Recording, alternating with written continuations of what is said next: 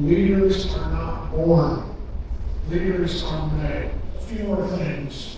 And you can choose whether I'm a worthy example. You can choose whether you want to choose to listen to me as a worthy teacher. But I have 3 quick learnings I want to share with you as business people. Yeah, I think there's like 2 or 3 slides to do 3 areas. Thank you. So I'm going to speak about these 3. I want to speak to you about vision. I want to speak to you about leadership. I want to speak to you about culture, which I think is incredibly important because in so many ways, business people in Africa have been challenged by the culture, and especially the role of risk and finance in business. So if you speak about vision a little bit, I would say to you that I was very fortunate to have been given a gift of vision. I could not have grown that business without having awareness of what was required to get from one step to the next to the next. And so I would call your attention to the wisdom literature by King Solomon in Proverbs 29:18. You know the verse. It says, without vision, the people perish. You understand that? Without vision, the people perish. So let me say to you that the many stories I heard yesterday that were shared yesterday led me to hear great vision, led me to hear great desire for your companies to be great, for them to be able to be bankable, to be profitable. But I would urge you, you have no vision, you will not get to the place that you want to get. Let me give you the best example I've learned in now my career in business. If someone comes up to me and says, I make the most beautiful woven baskets in the world, I believe them. If they said, I make the most wonderful knives in the world, if I make the best technology in the world, I build the best homes in the world, let me share with you. If you're the best, that has no assurance that you will be successful in your business. Because you have to have a vision on how you're going to get the best products to the marketplace. How are you going to gain prosperity unless you have a plan, a vision, an idea on how you're going to sell those products? I was grateful for that SBA loan. And what I learned was finance and vision are equal. You never grow your business beyond that little dream into a great dream without understanding finance. So that sprawling, beautiful product, that amazing thing that you do, is not a plan for your business.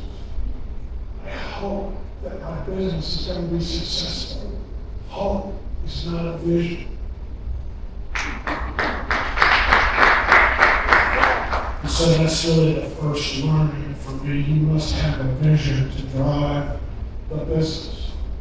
I know that sounds like a simple thing. But again, vision requires thought. So let me speak next about leadership. And I would tell you from my seat, leadership is not a natural talent. Leaders are not born. Leaders are made. And the way leaders are made is they, over the course of time, develop leadership skills. And the absolute essence of leadership is service. Do you understand what I'm saying? Leaders serve the people that they are with. If you have any familiarity with spiritual gifts, leadership in many ways is a spiritual gift you've been given, but you also have to learn how to use the gift. Yesterday we were in a conversation about franchising. I have lots of comments about franchising. That's not the purpose of my talk today. I want to tell you of a mentor in my life, a very wealthy man. And he owned 34 Pizza Hut restaurants in the middle part of the United States. At the time I met him, he was also a financial planner, he was also an insurance broker, so he was a very gifted businessman. And he said to me one time, Byron, these Pizza Huts, at that time Pizza Hut was a strong brand in the U.S. He said to me, these Pizza Huts are kicking off $87,000 a month in passive income. I don't know how many clutch that is, but that's a lot of clutch. And needless to say, he was a very wealthy franchisee. He grew that business by investing time and energy into it. He invested in Dave, the operations manager, and he invested in Sheldon, his finance guy. And he poured his guts into Dave and Sheldon. He served them not as a leader, but as a servant. And he encouraged them to give feedback. How should we operate the stores, and what products should we introduce? And as a matter of fact, that group of franchise stores first introduced a salad bar into a Pizza Hut that exploded the lunch business. I admired him, I admired his leadership skills. Then I watched as he developed a very serious issue in his life. He almost created a new vision. And this new vision was, I don't want to pay tax on my money.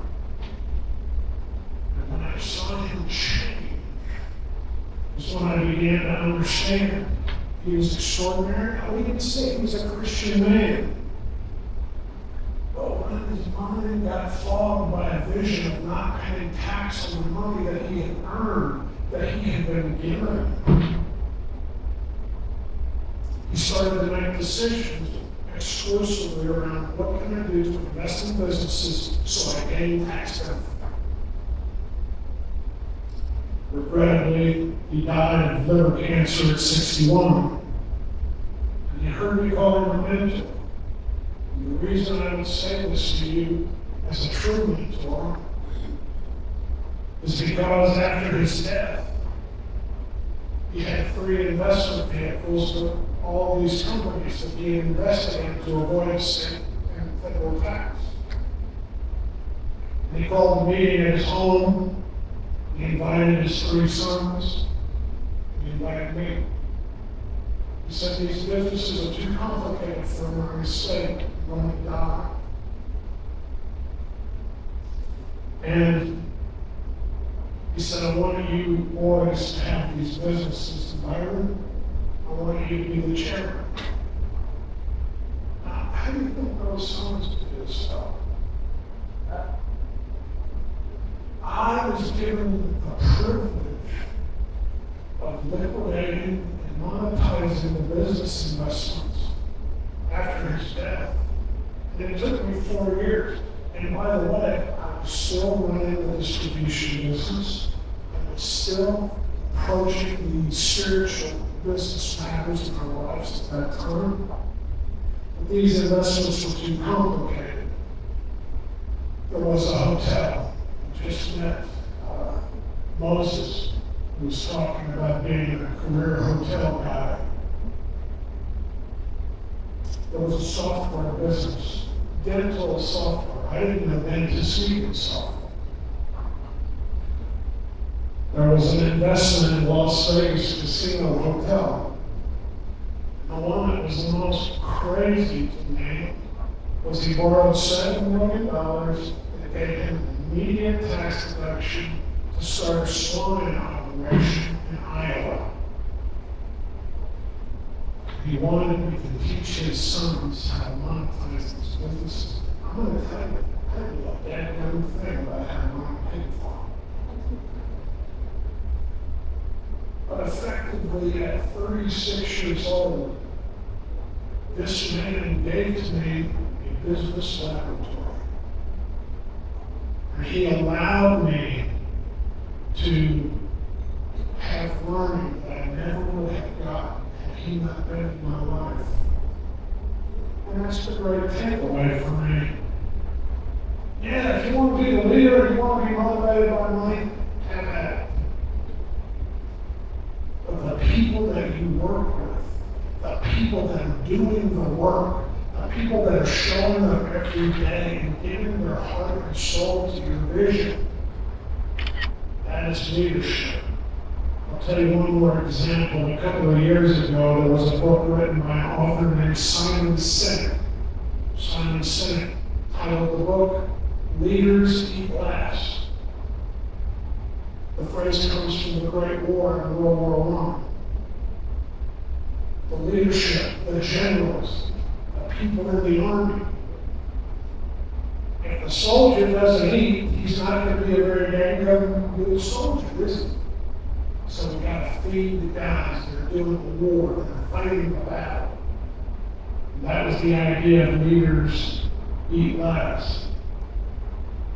I would say it a different way in my learning. You have open hands, or you have closed hands.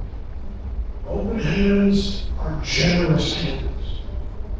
Closed hands see the world through scarcity. Do you understand? Right.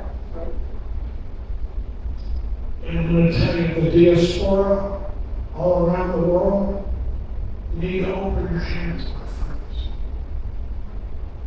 If people cannot feed themselves, they're not going to win the war, much less advocate for your business.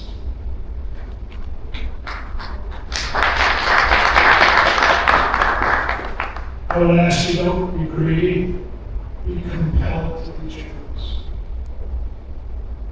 And I would say, to finalize this point, leadership, again, as noted in the wisdom literature, says, to be first, you must be last, and servant as well.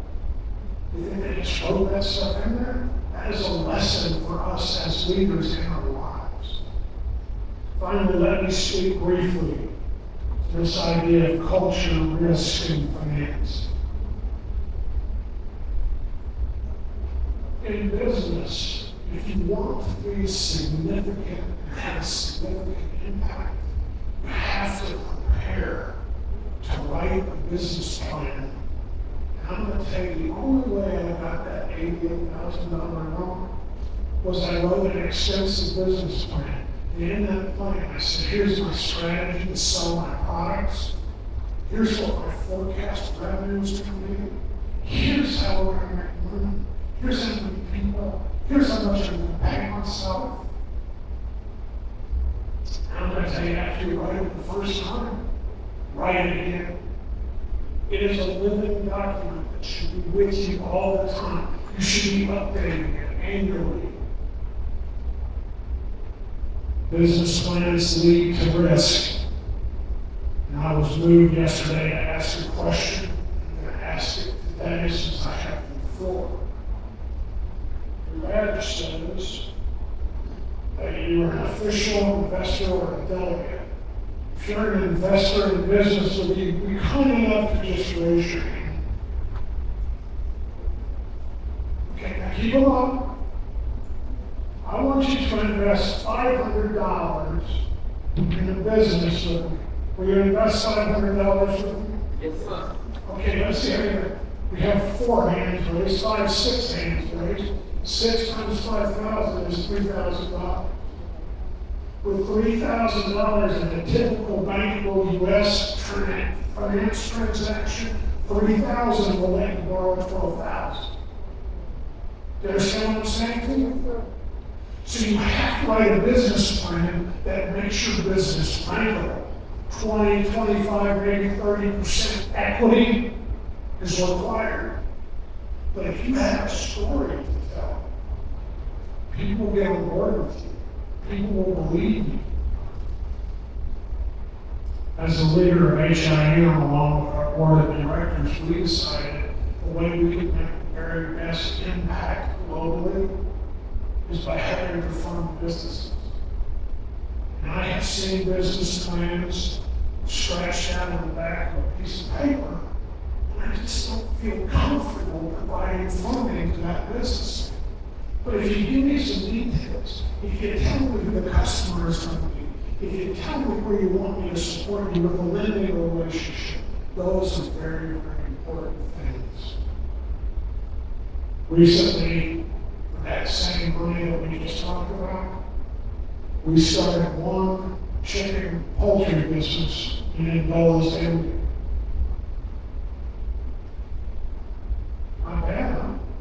500 chickens?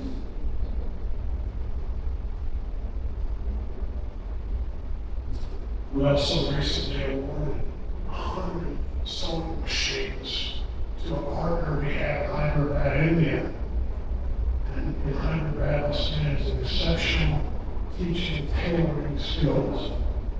The young woman who was at risk of being exploited was given a sewing machine. She's now earning $300 a month. And she's no longer at risk. You understand?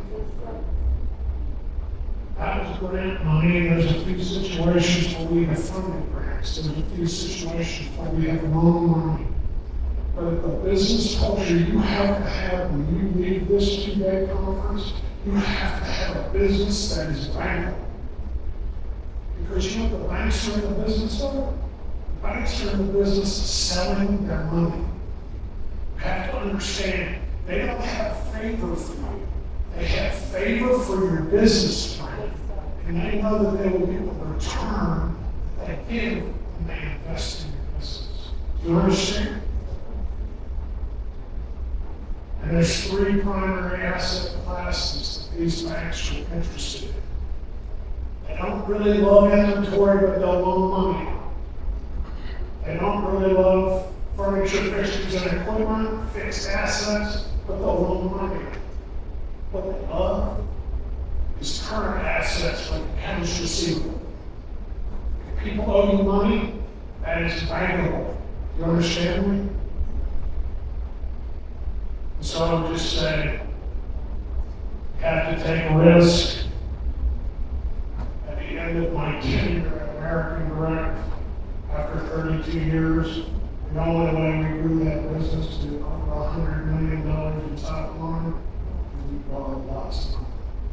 And I became very, very good at borrowing money.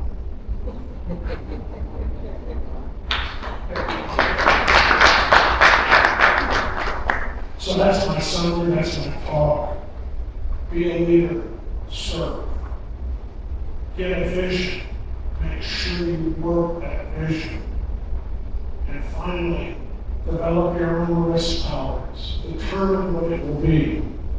And then you can decide what God has given to you to do with your business. So, I'd like to offer questions if that's a possibility. But I do want to say one thing. I was given this memo on October 31st, 2024, and it says, you're nominated to the position of Honorary Membership Director at the Zambian Diaspora Chamber of Commerce. So, I want to know one thing. Are you a member of Zdcc? It's time to get on board with Zdcc. It's time to get on board with what they're doing. It's time to get on board and watch what the government is seeing in the Chamber of Commerce and the diaspora worldwide. Thank you very much. Thank you so much, Mr. Byron. And of course, we've been challenged